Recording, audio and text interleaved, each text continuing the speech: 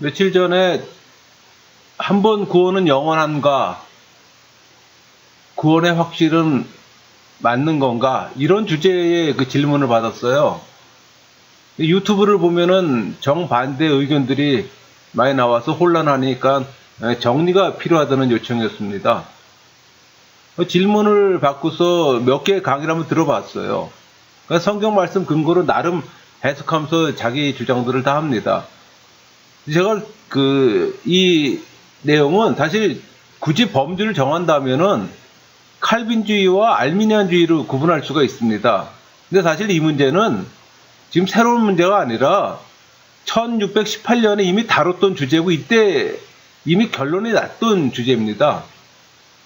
그러니까 나름 주장을 뒷받침하는 성경 구절들을 많이 있습니다. 칼빈주의가 주장하는 구원에 대한 말씀, 또 알미니안주의가 주장하는 그 내용들을 밑받침하는 성경 구절이 많이 있습니다. 그러니까 칼빈주의와 알미니안주의가 서로 자기 주장이 옳다고 주장하고 또 주장하는 근거로 성경 말씀을 인용합니다. 서로 주장하는 논리에 합당한 성경 구절도 있음을 인정합니다. 그러나 이 주제로 주장하면서 설명하는 성경 해석이 다 맞는 건 아니에요. 그건 해석에 따라 다른 의미도 줄 수가 있다는 겁니다. 그래서 사실 이 주제는 교리의 문제, 교회사의 고찰, 성경 구절의 해석 등 폭넓게 다뤄야 하는 부분입니다. 그러니까 구원은 하나님의 은혜로 주어지는 것이기 때문에 인간의 관점에서는 다양한 변수가 있습니다.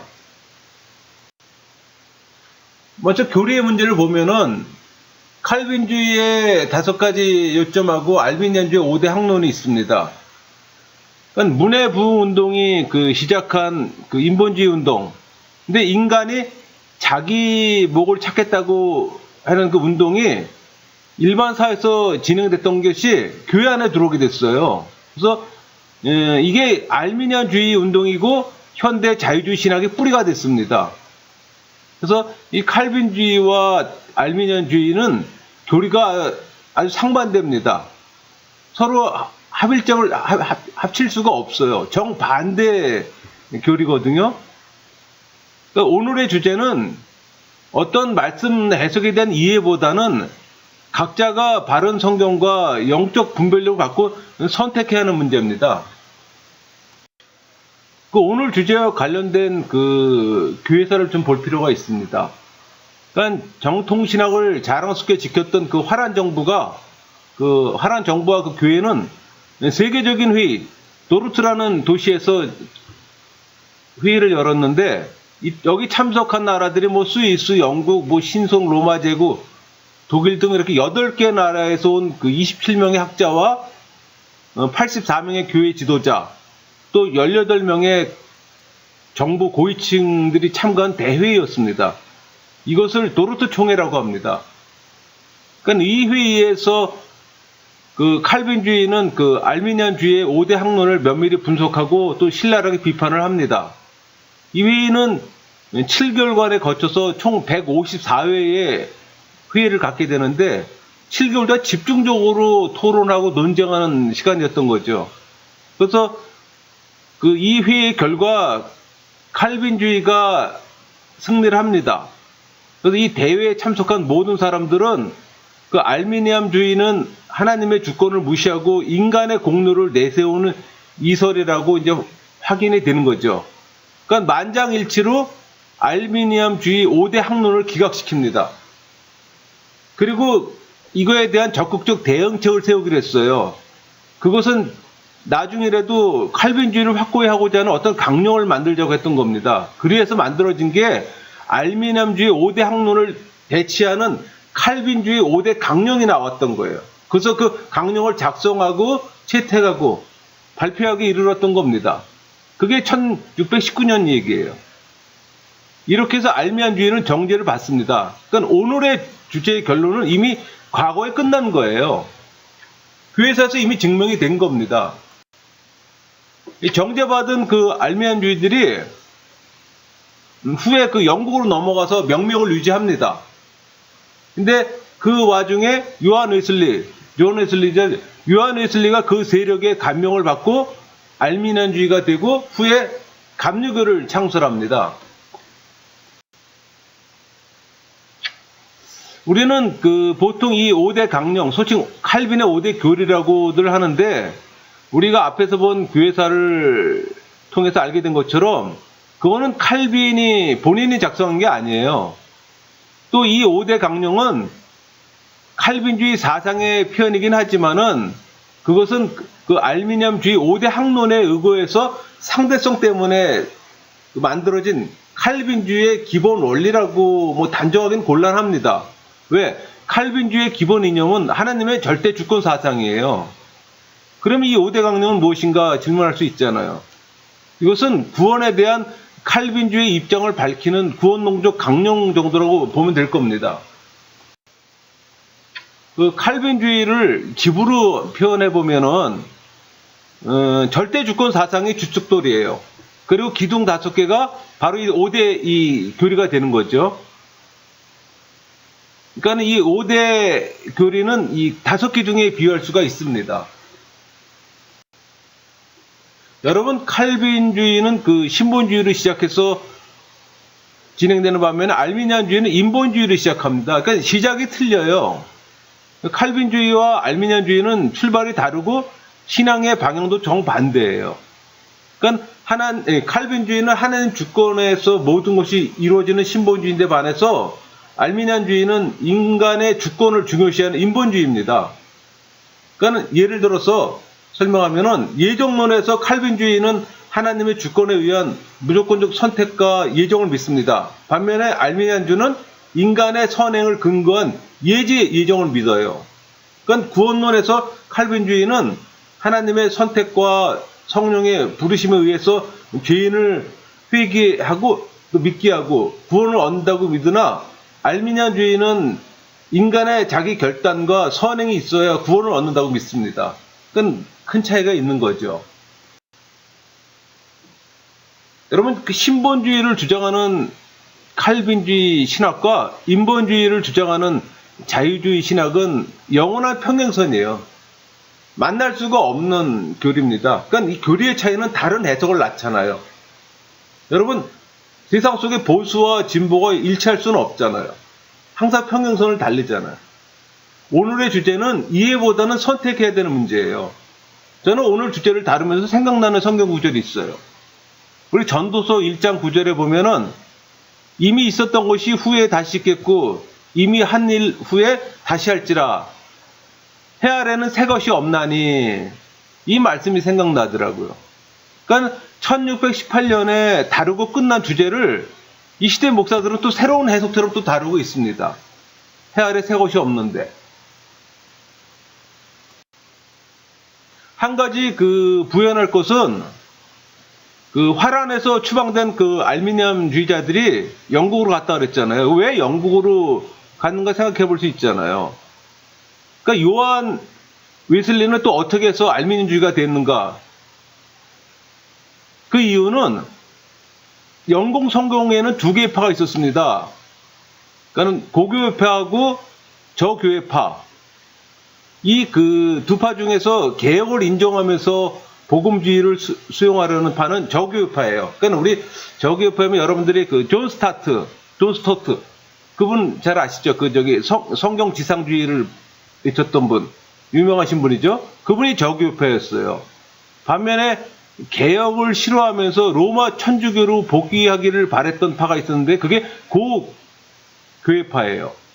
그러니까는 고교회파는 정권과 야합하면서 개혁자들에게 심한 핍박을 가했을 뿐 아니라 영국에서 개혁주의 확산을 저지하기 위해서 혈안이 되어 있던 사람들이었어요. 아주 극에서 극을 달린 사람들이죠. 그러니까 이 고교회파가 알미니안주의를 옹호했었는데 그 대표적인 인물이 윌리엄 로드입니다. 그러니까 이 사람이 화란에서 열렸던 돌토회의에서 영국 교회를 대표해서 참석했던 사람이에요. 근데 그 사람이 그때 칼빈주의를 반대하고 알미니안주의를 찬성했던 사람이에요. 그 이유가 있었던 거예요. 그 칼빈주의를 옹호하게 되면은 영국 국교회가 로마 천주교로 복귀하는 것이 어려워지는 걸 알기 때문에 로드는 이런 판단 때문에 영국 국교회는 그 알미니안주의를 옹호하게 됐던 겁니다. 그러니까 이해관계가 있었던 거예요. 그리고 또 요한 웨슬레는 고교회파 사제였었어요. 그러니까 당연히 알미니안주의가 된 것은 당연한 그 아주 자연스러운 결과죠. 여러분 그 역사를 알지 못하면은 되풀이되는 속성을 가집니다. 그래서 우리가 학교에서 역사를 가르치고 배우는 건데 역사를 바로 배워야지 그 잘못된 역사가 되풀이 안 되잖아요. 사실 오늘 주제의 논쟁도 교회사를 알지 못했기 때문에 되풀이되는 거라고 저는 봅니다. 그리고 또 이 알미니안주의가 주장하는 내용의 시작에서 문제가 있어요. 교인 모두가 성령 세례 받았다는 걸 전제에 깔고 얘기를 합니다. 그러니까 성령 세례 받지 않은 사람이 교회 구성원이라는 이유로 구원 받았다고 전제를 하고 있는 거예요. 왜 그런 생각을 하는 거 아니? 성령 세례 받은 사람이 구원 받았다는 이유로 막 산다는 표현을 합니다. 그러니까 이 얘기는 무슨 얘기냐면 종교인과 신앙인의 구별이 없이 얘기를 하는 거예요. 여러분 성령 세례 받은 신앙인은 종교인처럼 막 살지 않습니다. 두렵고 떨리는 마음으로 성화를 이루어갑니다. 이 땅에 소망 두지 않고 천국에 소망을 두고 산다는 얘기예요. 그러니까 이런 논의는 사실 의미가 없어요. 왜? 신앙인에게는 해당되지 않습니다. 또 성경 해석은 해석자마다 다른 결과물을 내잖아요. 여러분 인간들 세계에서도 항상 보수와 진보가 있잖아요. 공산주의와 민주주의가 있잖아요. 항상 인간 세계는 그렇게 갈렸어요. 신학 세계에서도 진보와 보수가 존재합니다. 교인들 중에서도 종교인과 신앙인이 갈려요. 대상이 누구냐에 따라 달라집니다, 여러분. 성경 해석의 적용도 대상이 누구냐에 따라 달라집니다. 그러니까 성령 세례 받고 참 신앙인으로 살아가는 자들에게 적용되는 구절이 있고 색깔뿐인 종교인에게 적용되는 구절이 있습니다. 또 불신자에게 적용되는 구절이 있고요. 신학 논쟁은 끝이 없습니다, 여러분. 신학 체계가 다른데 통일된 의견이 나올 수 있습니까? 절대 나올 수가 없죠. 여러분, 구원은 신학으로 갈리지는 않습니다. 성경은 해석자에 따라서 얼마든지 달리할 수가 있어요. 그래서 이단이 나오는 거잖아요. 여러분들도 성경 해석에서 극과 극을 달리는 걸 많이 보았을 겁니다. 여러분, 유명한 신학자들이 서로 옳다고 주장합니다. 옳고 그름의 기준이 있어야 되잖아요. 제3자 입장에서 볼 때. 교회에서 성경 해석의 역사가 중요한 게 바로 이런 문제 때문이에요. 이런 문제는 이미 교회에서 다뤘던 주제입니다. 결론도 났습니다. 교회의 역사를 모르기 때문에 지금 되풀이될 뿐이에요. 그 신학을 하는 사람들은 주석을 많이 사용합니다. 오랜 동안 검증되었고 또 성경 해석이 기본이에요. 출발점이고. 앞선 신앙의 선배들이 정리해 놓은 그 성경 해석의 자료를 사용합니다. 개인 해석은 2차 문제예요. 저 개인만 해도 WBC, 옥스포드, 그랜드, 카리스, P&A, 로고스, 매튜, 하우 8개 주석을 활용하고 있어요. 그러니까 성경의 바른 해석을 위해서 다양한 관점으로 해석한 주석을 참고하는 겁니다. 누가 유명하다고 해서 그 사람의 해석을 무조건 수용하지는 않습니다. 단 참고는 합니다. 여러분 성경도 하나만 보는 게 아니에요. 한글 성경의 개역개정, 공동번역, 표준번역, 킹제임스 흥정역 제가 4권을 봅니다. 성경 해석은 뭐 킹제임스 버전이나 NIV 이렇게 해서 한 7개를 보고요. 거기다 히브리어, 헬라어, 원어 성경을 또 참고합니다. 또 프로그램으로 바이블렉스나 위드 바이블, 원어 프로그램들이 있어요. 이런 걸 제가 2개씩이나 활용을 합니다. 그만큼 환경이 좋아졌어요. 10개 정도의 성경과 8개 정도의 주석을 참고합니다. 왜? 해석을 바로 하는 게 중요하기 때문에 그래요. 왜? 해석을 제멋대로 하게 되면 이단이 되는 거예요, 여러분. 여러분, 성경 해석은 상황적, 언어적, 문화적, 문맥적, 교리적, 종합적인 방법을 사용할 때 바른 해석이 나오는 거예요. 흔히 하는 실수는 언어적으로만 해석할 때 문제를 야기합니다. 특히 영어 성경만을 강조할 때 문제가 야기돼요. 왜? 영어 성경도 번역본이거든요. 그러니까 원어를 무시하는 영어 성경 의미가 없습니다. 그럼 어떻게 해석하는 게 바른가? 누가 해석하는 것이 정답인가? 생각해 볼 수 있잖아요. 근데 여러분, 이런 문제는 2000년 동안 계속 배워온 문제였어요. 성경을 잘못 해석해서 수많은 이단이 나왔고 그들은 교회에서 추방되었습니다. 그래서 생긴 것이 신경, 우리 보통 신조라고 얘기도 합니다. 신경, 신조는 동일한 말이에요. 그러니까 신경은 수많은 학자들이 오랜 동안 논쟁과 논쟁을 거듭해서 만들어진 거예요. 어느 한 사람의 의견도 아니고 다수가 토론과 논쟁을 통해서 합의한 겁니다. 이게 기준이에요. 이 기준은 성경을 압축한 성경 해설입니다. 근데 신경을 무시한다? 더 이상 대화할 수가 없어요, 그건요. 신경 없이 주장함을 수용할 수가 없습니다, 여러분. 그 신경은 대표적인 예가 사도신경 교리문답이에요. 여러분, 개혁교회에서는 사도신경, 웨스트민스터 교리문답, 웨스트민스터 신앙고백서, 하이델베르크 교리문답, 도르트 신조, 주기도문, 십계명, 굉장히 중요하게 생각하는 것들이에요. 더 나아가서 기독교 강론도 중요하게 생각합니다. 여러분, 성경 다음으로 보는 책이 두 개가 있다면은 로마 카톨릭에서는 토마스 아퀴나스의 신학 대전입니다. 우리 개신교에서는 칼빈의 기독교 강요예요, 여러분. 기독교 강요를 보면은 참 이렇게 성경을 잘 압축해 놓은 책이 있을까 할 정도로 논리적으로, 체계적으로 책의 내용을 보면 놀랄 뿐이에요. 여러분 공부 안 해서 모를 뿐이지. 진짜 더 좋은 책이 있다면 추천받고 싶을 정도입니다. 그러니까 많은 자료를 보고 성경을 해석해도 기준이 있습니다. 교리에서 벗어나지 않게 하는 거예요. 제가 성경을 해석하고 말씀을 묵상하고 영적 해석을 얻어서 놀라운 걸 얻어도 기준은 지킵니다. 교리에서 벗어나지 않는 거. 여러분, 교리로 교단과 교파가 형성됩니다. 그것이 옳다면 그것을 믿고 신앙생활을 하는 거예요. 근데 여러분, 교리가 없는 교단, 교파 인정할 수 없어요. 왜? 뿌리가 없기 때문에. 내가 무엇을 믿는지 알고 믿어야 되잖아요. 여러분, 많은 교단, 교파들은 성경을 신봉한다고 얘기합니다. 하물며 신천지, 여호와 증인, 몰명교도 모두 성경을 신봉하고 있어요. 제가 특별한 경우를 예를 들었지만은 지금 정통교단 안에도 자유주의 신학이 깊숙이 들어와 있습니다. 그거 구별해내는 게 신경이에요. 교리예요. 추가로 얘기를 하면은 외국에서 공부하는 것이 자랑의 시대가 지났습니다. 오히려 이제는 조심스러워요.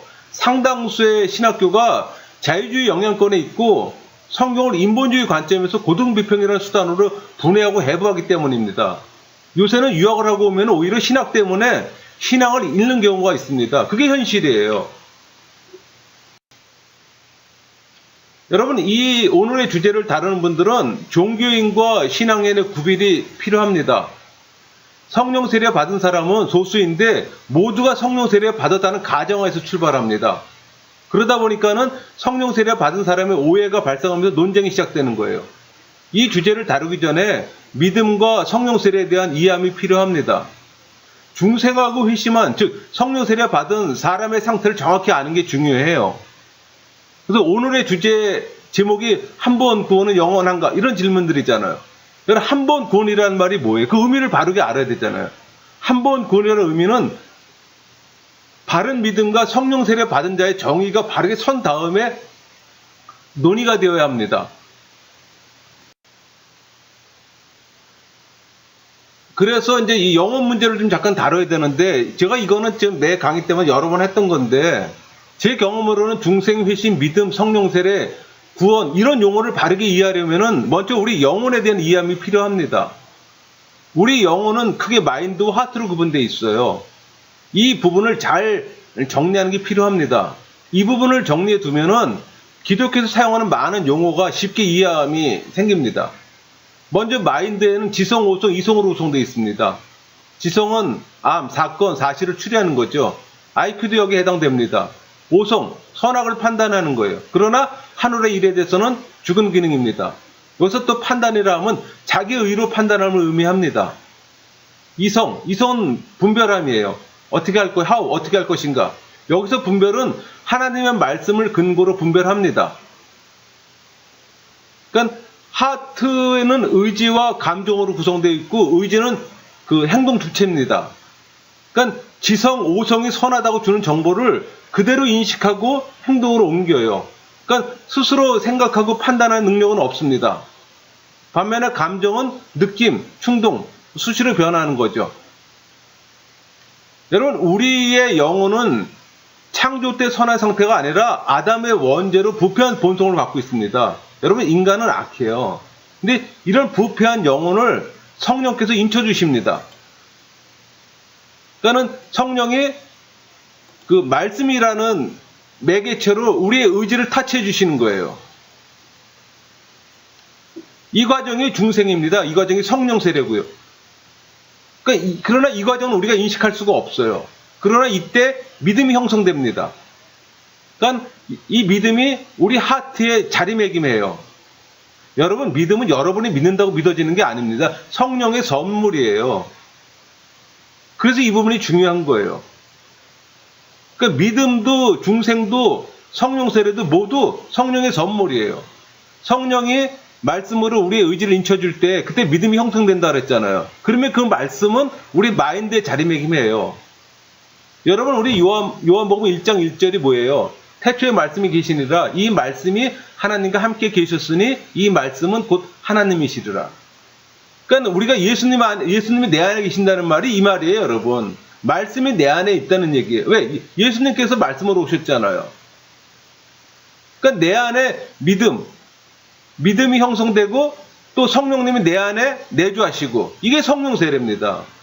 그러니까 성령 세례는 누구의 안수에서 이루어지는 게 아니라 말씀에 의해서 이루어지는 거예요, 여러분. 이게 성령 세례 받은 사람이에요. 이게 성령 세례 받은, 이게 절대적으로 교회 다닌다고 이게 모두 이루어지는 게 아니에요, 여러분.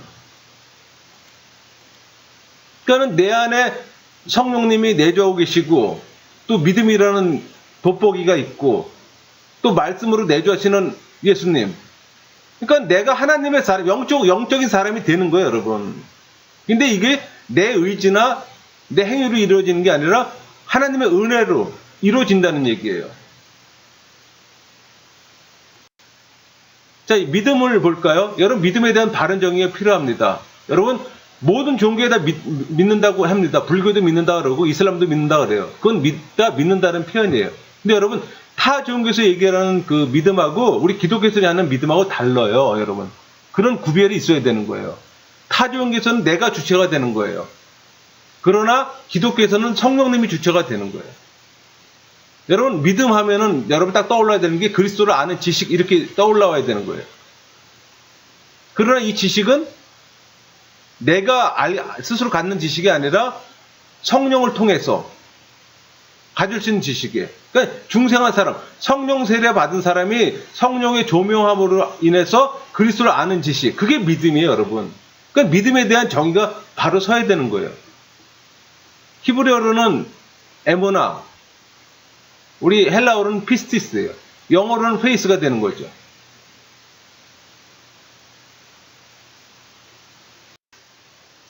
여러분, 오늘 한 번 구원은 영원하다, 뭐 구원의 확신 이 얘기를 하는데, 구원의 확실한 개념이 좀 서야 되는데, 여러분, 그 성령님이 우리의 지성을 조명해 주시고 우리 마음을 인쳐 주실 때 그게 형성되면 믿음이라고 그랬잖아요.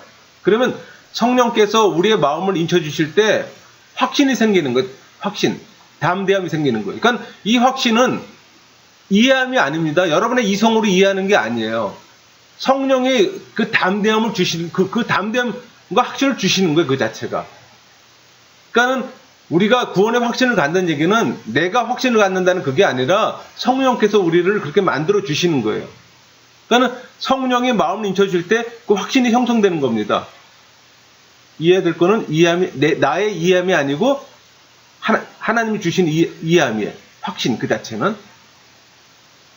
그리고 여러분, 이런 확신이 세상을 이기는 담대함을 또 갖게 하는 거예요. 그러니까 성도들이 믿음이 흔들릴 때도 있습니다. 당연하죠. 그러나 우리가 가지는 확신은 나의 신실함이 아니라 하나님의 신실함이에요. 그분에 믿고 확신할 때 담대함을 주시잖아요. 그러니까 성도가 갖는 두려움은 종의 두려움이 아닙니다. 하나님의 자녀가 하나님에게서 갖는 조심스럽고도 겸손한 경건의 두려움이에요. 그러니까 성도들은 약하고 흔들릴 때마다 믿음의 그 말씀을 믿고 새롭게 일어나는 겁니다. 여러분, 성령 세례 받은 사람들을 측정하는 측정기가 있어요. 그러니까 구원을 확신하는 방법이 있다는 얘기예요. 그게 여기 지금 나이라는 거예요. 구원을 확신하는 방법이 있어요. 그러니까 성령의 내주하심으로 성령의 인도를 받고 있는가? 또 내가 일상의 삶에서 하나님 말씀에 대한 갈급함이 있는가? 또 말씀과 성령에 대한 신앙의 균형이 있는가? 내가 이제 하나님을 갈망하는가? 내가 행위로 나타난 나의 신앙을 갖고 있는가? 내가 예수 그리스도의 성품을 닮아가는가? 내가 과거보다 지금의 상태에서 성품의 변화가 일어나는가? 이런 것들이 여러분들이 겉으로 드러날 수 있는 부분들이에요. 우린 저 사람이 중생하고 회심한 크리스찬인지 우리는 알 수가 없잖아요. 그러나 알 수 있는 것들은 이런 것들을 갖고 알 수 있는 거예요. 제3자를 보는 것뿐만 아니라 나 스스로도 여러분 일상의 삶에서 하나님에 대한 갈망, 말씀에 대한 갈급함이 있습니까? 그게 있어야 되는 거예요, 여러분.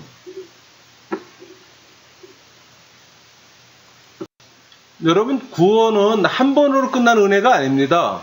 구원은 3단계가 있어요. 여기 지금 표처럼 과거적 구원, 현재적 구원, 미래적 구원이 있단 말이에요. 그러니까 여러분들이 중생하고 회심한 크리스찬이 되면 여러분은 과거적 구원을 이미 얻은 거예요. 그리고 지금 현재적 구원, 성령 세례 받은 사람이 성화에 가는 과정이죠.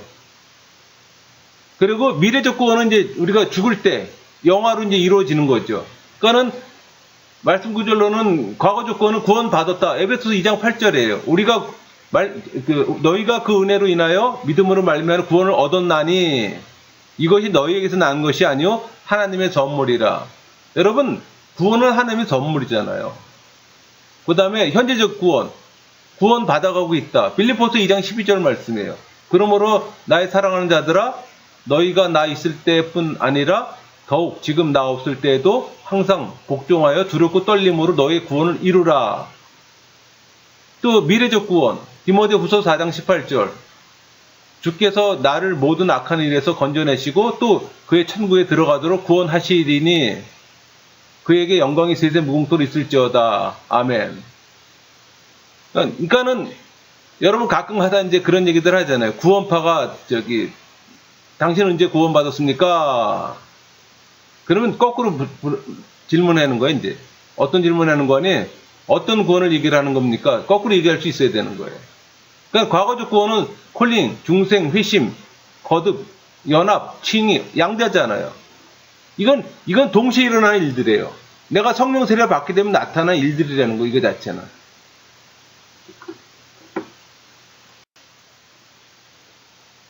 여러분, 구원받는 자는 반드시 구원의 확신이 있어야 됩니다. 어떻게 보면 오늘 그 주제에 답일 수도 있어요. 그건 한 번 구원 받은 자들은 그의 구원에 대해서 안심할 수 있을까? 한마디로 예습니다. 단 조건이 있어요. 구원받는 자는 종교인이 아닌 신앙인이라는 전제가 확실해야 합니다. 제가 그 미국의 침례교단의 그 유명 목사들이 모여서 토론하는 동영상을 본 적이 있습니다. 근데 그 토론 내용 중에 미국 교회 그 성도들 중에 구원받는 사람이 2%라는 의견을 제시한 그 어떤 목사님의 답에 제가 조금 좀 당황스러웠어요. 왜? 미국은 기독교 국가잖아요. 근데 실제 여러분 성경을 연구하면 연구할수록 느껴지는 것은 천국의 길이 좁다는 겁니다. 그만큼 중생하고 회심한 성령 세례 받은 사람이 적어요. 교회 안에는 종교인이 넘칩니다. 색깔뿐인 기독교인이 굉장히 많아요. 그래서 착각들하고 오해를 하는 거예요. 하나님께서는 한번 당신의 영으로 구원하신 자는 끝까지 잃어버리지 않으시고 구원하십니다.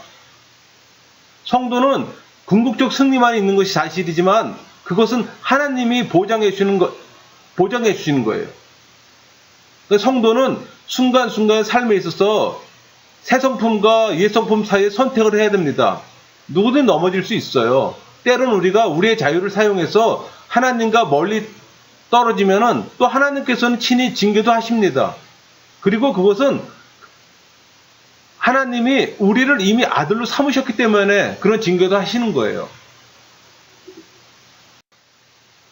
여러분, 구원의 확신이란 성도가 하나님의 약속을 기초로 해서 자신이 구원받았음에 대해서 안심하는 겁니다. 그러니까 성경은 성도가 자신의 구원을 예외적인 계시가 아닌 성령의 내적 증거를 통해서 충분히 알 수 있다고 말씀해 주셨어요. 그러나 모든 성도가 다 이 지식을 갖고 있지는 않아요. 갖고 있다고 말하지는 않습니다. 오히려 구원을 받았을 때 시간이 흘러서 구원의 확신을 항상 갖지 못하게 돼서 불안해하는 모습을 찾아볼 수 있을 뿐인 거예요. 여러분 시편 77편 1절에 10절을 보면은 여기서 시편 기자는 자신이 그 당한 환난으로 인해서 하나님을 찾았으나 그 하나님의 응답이 없어서 하나님께 나를 영원히 버리실 거라고 하는 불안한 모습을 보여주는 내용이에요. 그러나 여러분 이런 불안이 있다고 해서 그가 구원받지 못한 사람이라고 말할 수 있을까요? 여러분 요한 1서 5장 12절 13절을 보면 아들이 있는 자에게는 생명이 있고 하나님의 아들이 없는 자에게는 생명이 없느니라. 내가 하나님의 아들의 이름을 믿는 너희에게 이것을 쓴 것으로 너희로 하여금 너희에게 영생이 있음을 알게 하려 함이라.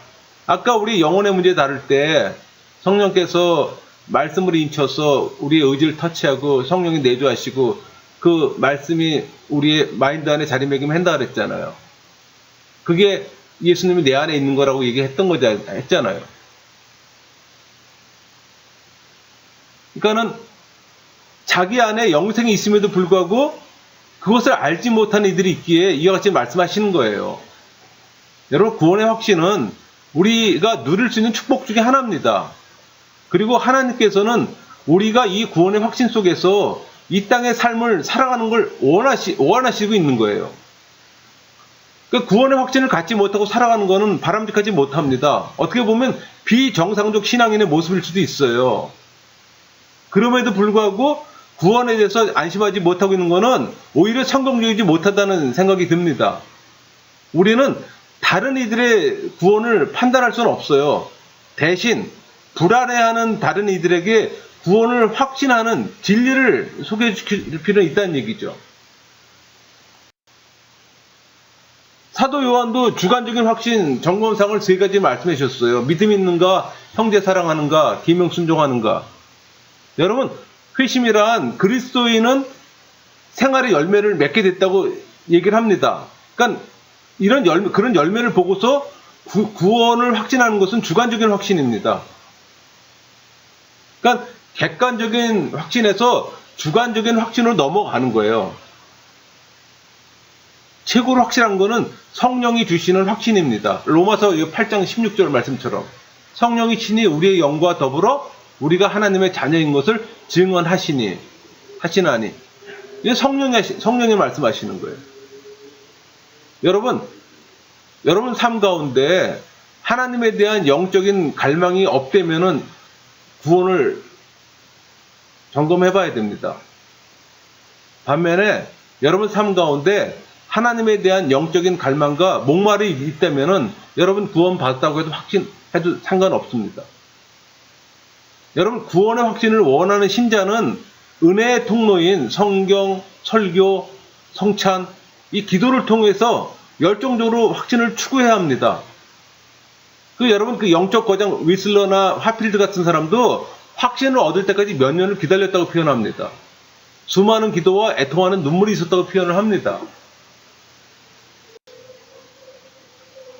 구원의 확신에 대한 견해가 이제 몇 가지 있는데 참된 확신, 구원받은 성도가 구원받았음을 확신하는 경우입니다. 반면에 약한 확신도 있어요. 구원받은 성도지만은 구원받았음을 확신 못하는 경우도 있잖아요. 근데 문제는 이 거짓된 확신이에요. 구원받지 못하고서도 구원받았다고 착각하는 경우, 이건 문제가 되는 거죠.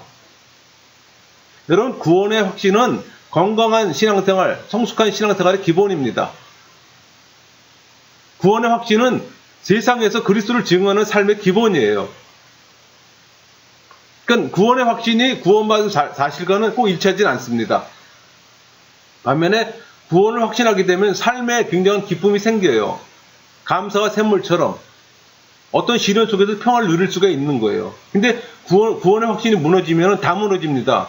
그러니까 고난을 이길 수 있는 힘이 없어지는 거예요, 여러분. 그러니까 불성실한 신앙생활, 그건 중생을 점검해야죠. 여러분, 그 다시 태어나 중생했다는 사실, 또 죄와 멸망으로부터 구조받았다는 사실, 그 확신하는 건 우리에게도 힘이 되는 거잖아요. 그러니까 모든 그리스도인이 필수로 가져야 할 통찰력이 되면은 이 구원의 확신입니다. 이건 기쁨의 원천이 되는 거고요. 그럼 어떻게 확신할 수 있는가? 구원의 확신이 없는 사람들도 있잖아요. 근데 성경에 많은 부분들이 구원을 받은 삶에 대한 모습들이 드러나 있어요. 그러니까 일반적으로 구원을 받은 사람들은 이런 성격을 나타냅니다. 여기 이런 말씀들이 전부 다 그런 것들이에요. 성전을 사모하고 삶에서 성령의 열매를 맺어가고 허랑방탕한 생활을 하지 않고, 구원받은 사람, 성령 세례 받은 사람이 허랑방탕한 생활을 한다? 그건 거짓말이죠. 그건 그런 예를 들으면 안 되는 거죠. 알미니안주들이 가장 많이 드는 게 이 예잖아요. 이미 구원받았기 때문에 제멋대로 산다는 표현하지. 그런 예를 들자. 그건 있을 수가 없는 거예요. 구원받은 사람들 종교인처럼, 그건 종교인에 대한 얘기예요. 신앙인은 그렇게 살지를 않습니다. 여러분, 성경을 보면은 우리는 주께서 하시는 삼일체 사역으로 믿는 우리의 구원이 확실하다는 것을 분명히 알 수가 있어요. 그러니까 구원을 확신하게 되는 방법은 성경을 바르고 정확하게 일관성 수 있게 해석하는 것이 그래서 필요한 거예요.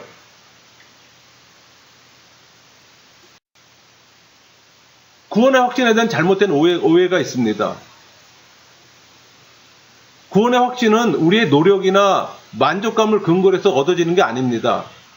하나님께서 말씀을 통해서 우리의 심령에 보내주는 일종의 표시예요. 여기 구원의 확신과 상관없는 요소들 있잖아요.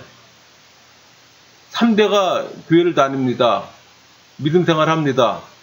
내가 성경 지식이 많아요. 난 모든 예배에 다 참석을 합니다. 여러 가지 활동한 사역 중에 있어요.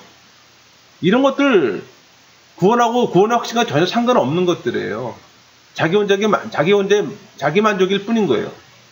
성령 세례 받은 성도가 성령의 조명으로 예수 그리스도를 아는 지식이 풍성하기 위한 걸음걸음의 이 계단을 올라가는 게 구원받은 삶의 모습이에요, 여러분. 천국 열차만 타면은 그냥 저절로 가는 그게 아니에요. 한 계단 한 계단 걸어가는 삶의 여정이에요. 그래서 저는 가끔가다 구원 열차를 예를 드는 건 바람직하지 않다고 봐요. 왜? 저 구원 열차 타기만 하면 그냥 목적지에 도착하는 거잖아요. 근데 신앙의 여정은 그렇지가 않아요. 구원 여정은 한 계단 한 계단 걸어가는 거예요.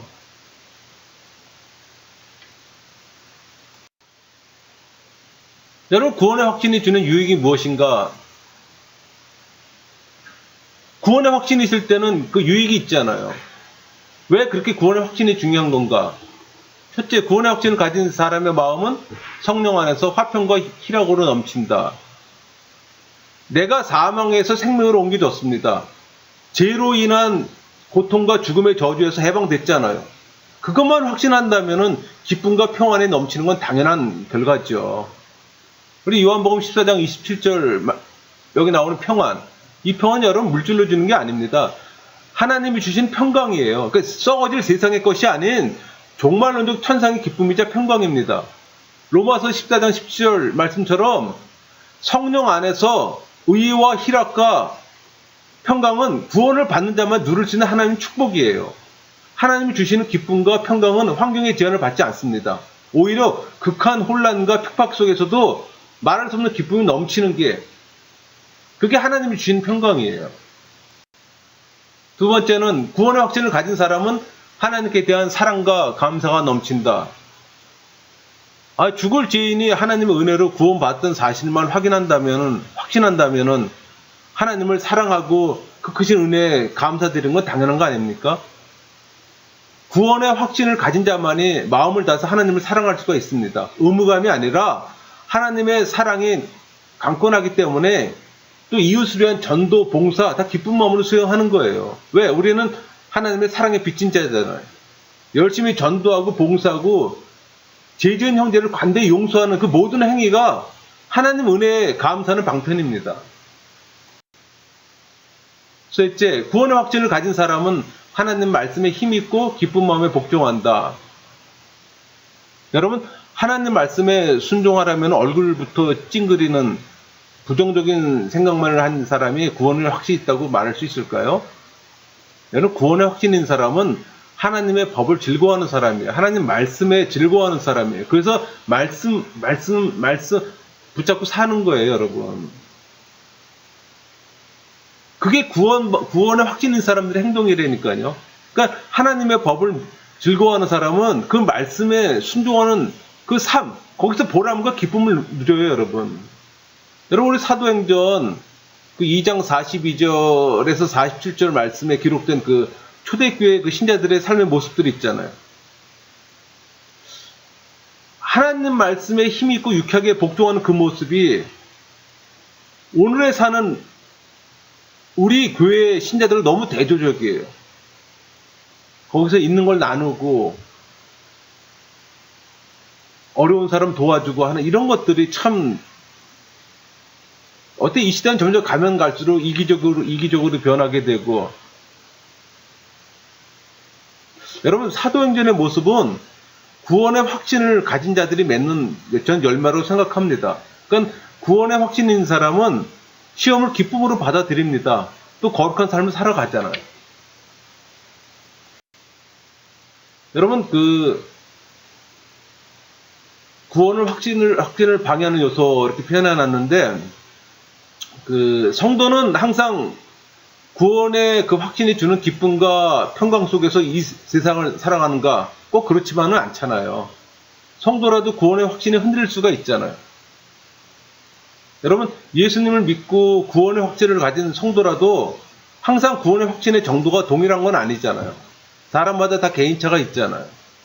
불완전한 이 세상을 사는 그 연약한 육체이기 때문에 자신의 구원을 의심하고 불안한 경우도 종종 있습니다. 그러면 그 구원의 확신을 방해하는 요소가 뭔지 우리가 좀 볼까요?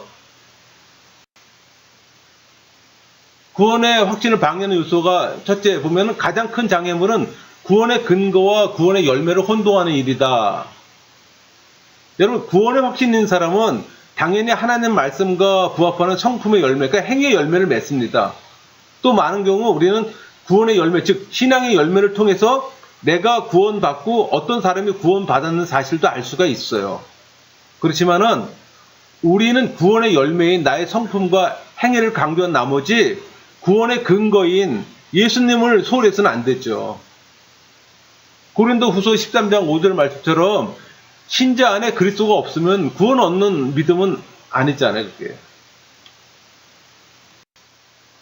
둘째는 하나님 말씀에 순종하지 않는 생활을 할 때 구원의 확신이 약해 된다. 당연한 거죠. 어떤 경우에는 말씀에 순종하는 생활을 하지 않으면서도 거짓 확신을 가질 수 있어요. 또 조심해야 되는 거죠. 그러니까 신자라도 죄를 지었을 때는 구원의 확신이 약해집니다. 우리 성경의 예를 보면 알 수 있어요. 우리아의 아내 바세바를 간음했던 다윗, 남편 우리아를 죽게 했던 다윗, 좋은 예잖아요. 그때 몇 가지 죄를 동시에 지신 케이스지만은 사무엘 하에 11장 12절에 그 내용들이 잘 나와 있죠. 그러니까 다윗은 죄로 인해 구원의 확신을 주는 그 기쁨을 잃어버렸어요. 저 사건으로 인해서. 그러니까 하나님의 진노를 두려워하면서 불안해했습니다. 그러나 그는 어떻게 했어요? 자신의 죄를 통해 자복했잖아요. 하나님의 사죄 은총이 확신할 때까지 다시 무릎 꿇고 엎드렸어요. 자복했습니다. 그러니까 사죄 은총이 자기한테 부어진다는 걸 알고서 이제 구원의 확신 다시 되찾는 그 기쁨을 다시 회복하잖아요. 성경에서 우리가 가장 본받을 수 있는 사람이 다윗이잖아요. 다윗도 저런 죄로 인해서 구원의 확신을 잃는 그런 경험을 했어요, 여러분. 하물며 우리는 어떻게 했어요? 수시로 확신을 잃을 수도 있겠죠, 우리도. 그러나 다시 우리 또 통회자복하고 다시 회복해야 되는 거죠. 그러니까 신자들이 죄의 유혹에 빠졌을 때 하나님 말씀을 의심하고 또 그 결과 구원에 대한 의심과 또 확신들이 결여되는 그건 당연한 결과입니다. 그러니까 죄로 인해 우리의 구원을 보증하고 인치신 그 성령을 또 근심케 하고 또 성령의 임재의식이 약하기 때문에 구원을 의심할 수도 있어요, 여러분. 그러니까 항상 저런 요소들이 우리 안에 늘 있다는, 우리 삶 가운데 늘 있다는 거예요. 셋째는 신앙생활에서 신자들이 겪는 고난의 의미에 대한 오해 때문이다. 여러분, 성경이 말하는 고난의 의미가 있습니다. 그러니까 고난의 의미를 제대로 이해하면은 고난은 구원의 확신을 약화시키는 것이 아니라 오히려 구원의 확신을 강화시킵니다. 성경의 욥에 대한 욥 같은 경우도 그렇잖아요. 사도 바울 같은 경우. 그러니까는 순전하고 정직하고 하나님을 경외하는 욥이 당한 고난. 일반적으로 쉽게 이해할 수 없는 부분이죠. 또 예수 그리스도를 위해서 세상의 모든 걸 다 포기했던 사도 바울. 그에게도 육체의 고난이 있었잖아요. 근데 여러분, 욥이나 사도 바울이 겪은 그 고난은 하나님의 버림을 받은 증거가 아니잖아요. 오히려 하나님의 은혜가 충만하는 사실을 증거하잖아요. 우리 일상의 삶에서도 큰 죄를 짓지 않는데도 고난과 문제가 끊이지 않는 사람이 있어요. 근데 그런 사람들은 자신의 고난을 통해서 하나님의 은혜가 넘쳐나고 또 하나님께서 영광 받으신다는 사실을 깨닫고 때로는 괴롭고 고통스러운 대신 오히려 하나님 은혜에 감사해야 되는 겁니다. 우리가 그럴 수 있지 못해서 문제죠. 자신의 죄 때문에 징계의 고난을 받는 사람은 하나님께서 징계하시는 것이므로 즉시 회개해야 합니다. 그렇지 않은 경우 구원의 기쁨이 사라져요. 그러니까 심령에는 불안과 괴로움만 남는 거죠. 시편 6편 2절 3절 말씀이 그 말씀이 있잖아요. 그러니까 고난에 대한 하나님의 뜻을 제대로 이해하지 못할 때 우리들의 구원의 확신은 약화됩니다. 그러나 고난의 의미를 제대로 이해할 때는 우리는 오히려 하나님의 은혜에 더 감사합니다. 또 구원의 확신이 더욱 강해지는 거고. 넷째, 죄의 성격에 대한 이해 부족 때문이다. 여러분, 교회 안에 보면은 초신자의 경우에 그 죄의 영향력에 대해 인식이 좀 미흡합니다. 그러니까 이들은 갑자기 은혜 받고 은혜 충만해요, 그냥. 근데 죄에서 자신들의 죄의 영향에서 완전히 벗어났다고 착각을 합니다. 은혜 충만하다 보니까는 자기는 아주 그냥 죄하고 상관없는 아주 거룩한 몸처럼 생각을 해요. 그러다가 거듭나기 이전에 어떤 죄악의 추악된 모습이 드러날 때 그런 경우들이 있잖아요. 그러니까 내가 진정한 신자인가? 내가 잠시 신자로 착각했던 건 아닌가? 이런 성급한 결론도 내려요, 여러분. 그러니까 신앙생활을 오래 한 신자들도 때로는 죄를 짓고 자기의 신앙을 의심하는 경우들이 있잖아요. 우리는 예수님을 믿고 의롭다 칭함을 받아서 신분적으로 죄책에서 무죄로 우리는 변형됐잖아요. 그러니까 일상의 생활에서 죄의 권세가 우리를 항상 둘러싸고 있는 거예요. 그러니까 우리는 그것들하고 싸워서 이겨내야 되는 거예요. 그게 성화의 과정이잖아요. 성화는 저절로 짠 이루어지는 게 아니잖아요. 그러니까 신자는 죄의 권세는 벗어났습니다. 그러나 영혼은 여전히 죄로 오염된 상태이기 때문에 죄의 유혹에 쉽게 빠질 수가 있어요. 그러니까 신자는 한마디로 용서받은 죄인이에요. 아직도 죄인이에요, 여러분. 물론 과거적인 구원을 받았죠. 또 여전히 지금 구원을 받고 있고 그게 현재적 구원의 성화잖아요. 또 완전한 구원은 사후나 예수님 재림 때 이루어지잖아요. 그러니까 우리는 이 세상에 사는 동안에 죄의 영향력에서 벗어날 수 있도록 부단히 성화의 과정을 걸어가는 거예요. 그러면서 항상 우리의 몸과 마음이 깨끗해지도록. 그게 우리가 현재적 받고 있는 구원입니다. 우리가 그 과정을 있다고 해서 우리가 구원받지 않는 사람이 아니잖아요. 구원을 받은 사람도 계속 이 과정을 거쳐가는 거예요.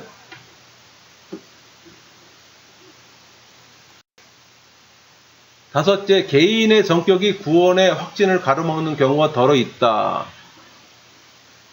이게 무슨 얘기인 거 아니에요? 여러분, 구원의 확신은 하나님의 은혜잖아요. 근데 이것이 사람을 통해서 나타나기 때문에 사람에 따라서 구원의 확신의 정도가 다릅니다. 그러니까 사람의 신앙과는 본인의 성격, 자라난 환경, 신앙의 전통에서 많은 영향을 받습니다. 그러니까 보수 전통 집안에서 신앙생활했던 사람이 있을 거 아니에요. 반면에 전혀 믿지 않는 집안에서 혼자 신앙생활했던 사람이 있고 그것도 정통 보수 교단에서 있는 게 아니라 은사를 중요시하는 교단에서 신앙생활하는 사람도 있을 거 아니에요. 그런 사람들이 구원의 확신에 동일할까요? 전혀 동일할 수가 없죠. 정도가 다르죠. 그러나 어떤 경우이든 성경은 신자가 구원의 확신을 가질 것을 권면합니다. 그러니까 우리의 구원은 나의 성격이나 전통이 아니라 구세주이신 예수 그리스도의 뿌리를 받고 있는 거예요. 우리 영혼 안에 말씀으로 들어오신 예수님이 있는 거예요, 여러분. 그럴 때 구원의 확신을 갖는 거예요. 그런 사람에게는 늘 말씀을 가까이 하는, 말씀에 간글판, 하나님을 갈망하는 그런 것들이 우리 삶 가운데 늘 나타나요. 여섯째, 사탄의 공격으로 인해 구원의 확신에 의심을 가진다. 여러분, 사탄의 최대 무기 중에 하나는 뭡니까? 하나님 말씀을 의심케 하는 거잖아요. 여러분, 의외로 많습니다. 교회 안에 그런 분들. 사탄의 공격을 받는 사람이 많다는 얘기예요. 지금 사탄이 어느 정도로 활동하냐면은 성경 유호설, 성경 모호설을 반대하는 성경 유호설, 자유주의 대표적인 영향이에요. 하나님 말씀을 고등비평이라는 인본주의 방법으로 그냥 갈기 분해하잖아요. 그러니까 인간의 이성으로 이해 못하는 것들은 인정을 안 하는 거예요. 그게 여러분 고등비평에서 나오는 결과물입니다. 하나님 말씀 1.1획이 틀리지 않다고 믿는 성경 그 자체를 신성시하는 걸 갖다가 인간의 이해가 안 되거나 뭔가 문제점 있는 걸 다 체크하는 거예요. 물론 이해는 해요. 그러나 여러분, 우리의 이성은 하나님의 그 영적 세계를 전부 다 이해할 수가 없어요. 피조물이 창조주를 다 이해한다? 그런 창조주 뭐하러 믿습니까? 피조물은 결코 창조주를 다 알 수가 없어요. 계시해준 만큼만 알 수가 있는 거잖아요. 여러분, 사탄이 이브를 유혹하기 전에 하나님 말씀을 의심하는 마음을 불러일으켰습니다. 이 배경이 창세기 3장이 되겠죠? 창세기 2장에서 여러분 선악과 먹으면 정령 죽으리라. 이 하나님 말씀도 의심하게 만들었잖아요. 그래서 뭐라고 얘기해요? 너희가 결코 죽지 아니하리라. 그렇게 유혹하잖아요. 그래서 아담과 이브가 넘어지잖아요. 근데 여러분, 아담과 이브를 공격할 때 누구부터 공격했어요? 하와를 먼저 공격했잖아요. 왜? 하와는 직접적으로 하나님 말씀을 들었던 상황이 아니었고 그 말씀을 주신 거는 하나님께서 아담에게 줬던 거란 말이에요. 그러니까 직접 받은 거, 간접 받은 거고 차이가 있는 거 이렇게 여러분. 여러분, 사탄이 사람에게 고난과 핍박을 주더라도 기록된 하나님 말씀을 붙잡으면은 신자는 신앙생활에 승리하고 구원의 확신을 가질 수 있습니다. 그러나 사탄이 단수가 높은 광명의 천사로 가장해서 기록된 하나님 말씀을 의심하게 만들면 여러분 또 쉽게 넘어지잖아요.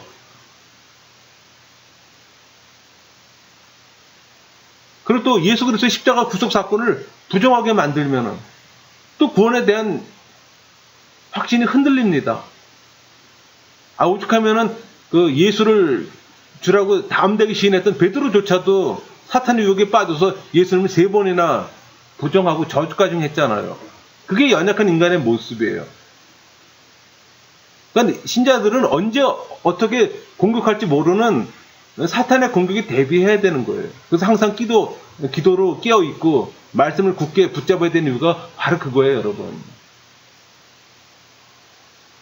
영적 생활에서 말씀을 빼면은 아무 의미가, 그건 영적 생활이 아니죠. 그건 세속적 생활과 동일한 거죠. 일곱째. 때로는 우리의 양심이 우리를 정죄하여 구원의 확신에 걸림돌이 된다. 죄인 줄 알면서도 계속 죄를 짓거나 또 나를 해코지하고 또 핍박하는 사람들을 용서해야 되는 줄 알면서도 실제 용서 못하는 경우들 있잖아요. 그때 우리 또 양심의 가책도 받잖아요. 저거 내가 용서해야 되는데 근데 내가 용서가 안 돼. 그런 경우들이 있잖아요.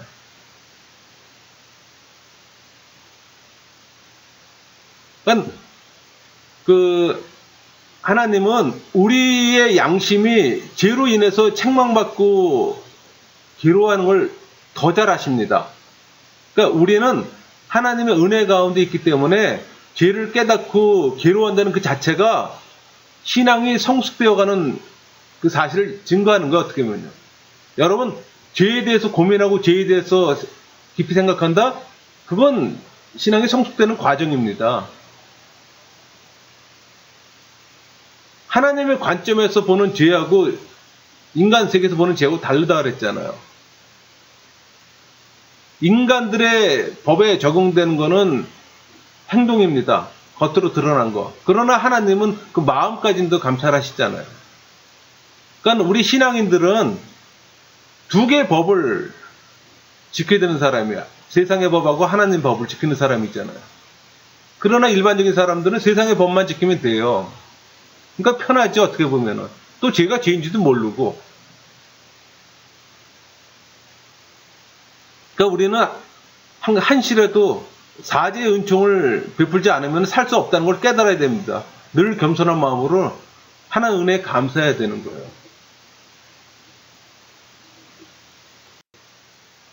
여덟째, 은혜의 수단에서 멀어질 때 확신은 약화된다.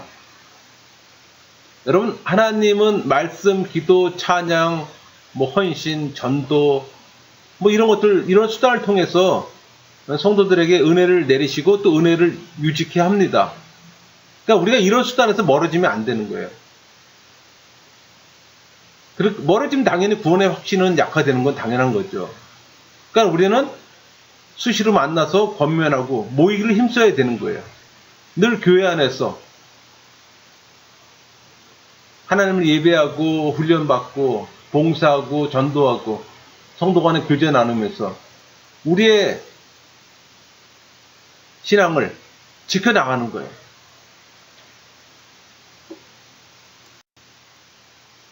여러분, 구원의 확신은 구원의 열매이자 구원의 적용입니다. 그래서 구원의 확신이 중요한 거예요.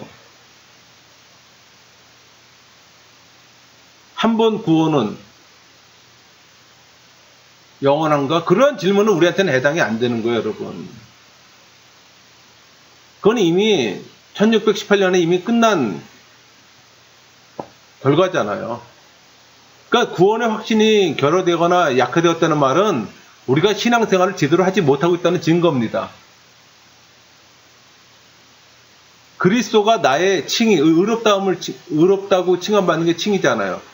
그리스도가 나의 칭의 근거이기 때문에 구원의 확신이 있는 사람은 담대하게 예수 그리스도를 증거합니다.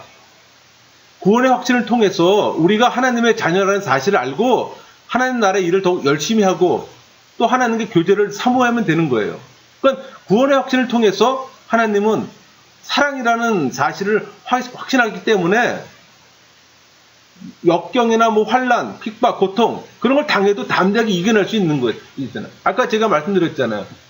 성령께서 우리의 마음을 인쳐줄 때 확신이 생긴다고, 그 담대함이 생긴다고.